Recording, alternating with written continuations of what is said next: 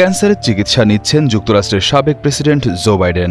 Prostate ক্যান্সারের চিকিৎসার অংশ হিসেবে বর্তমানে তিনি রেডিয়েশন থেরাপি নিচ্ছেন। 11 অক্টোবর মার্কিন সাবেক এই প্রেসিডেন্টের একজন মুখপাত্রের বরাতে এই তথ্য জানায় বার্তা সংস্থা রয়টার্স।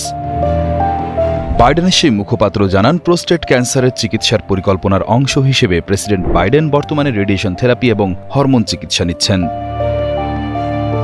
আগামী নভেম্বরে 83 বছরে পা দিতে চলেছেন জো বাইডেন।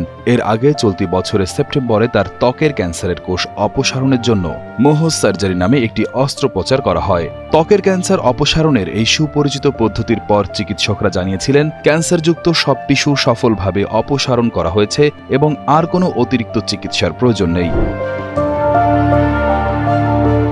কিন্তু উদ্বেগের বিষয় হল, গত মে মাসে ডেমোক্রেট দলের সাবেক এই প্রেসিডেন্ট নিজেই ঘোষণা করেছিলেন তার মেটাস্ট্যাটিক প্রোস্টেট ক্যান্সার ধরা পড়েছে। চিকিৎসকদের দল জানিয়েছেন, সাবেক প্রেসিডেন্টের ক্যান্সার আক্রমণাত্মক স্তরের হলেও এটি হরমোন সংবেদনশীল, যার অর্থ হল চিকিৎসায় এটি সাড়া দেওয়ার ভালো সম্ভাবনা রয়েছে।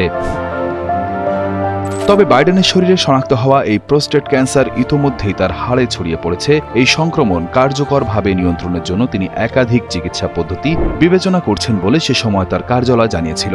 গেল মাসে ত্বকের ক্যান্সারের চিকিৎসার পর বাইডেনের কপালে একটি বড় ব্যান্ডেজ দেখা গিয়েছিল। রোগ নির্ণয়ের খবর প্রকাশের পর বাইডেন সামাজিক যোগাযোগ মাধ্যমে লিখেছিলেন, ক্যান্সার আমাদের সবার জীবনেই কোনো না কোনোভাবে ছুঁয়ে যায়। আমি আর জিল শিখেছি, ভাঙনের মধ্যেই আমাদের সবচেয়ে বড় শক্তি লুকিয়ে আছে। সে সময় দেশের সংবাদ মাধ্যম এনবিসি নিউজকে কয়েকজন ক্যান্সার বিশেষজ্ঞ বলেছিলেন, যেহেতু বাইডেনের ক্যান্সার ছড়িয়ে পড়েছে, এর মানে হলো সংক্রমণ কয়েক বছর আগেই তার শরীরে শুরু হয়েছিল, যা হয়তো দেরিতে ধরা পড়েছে। তাদের মতে, বাইডেনের মতো বয়স্ক পুরুষদের সাধারণত প্রোস্টেট ক্যান্সারের নিয়মিত পরীক্ষা করানো হয় না।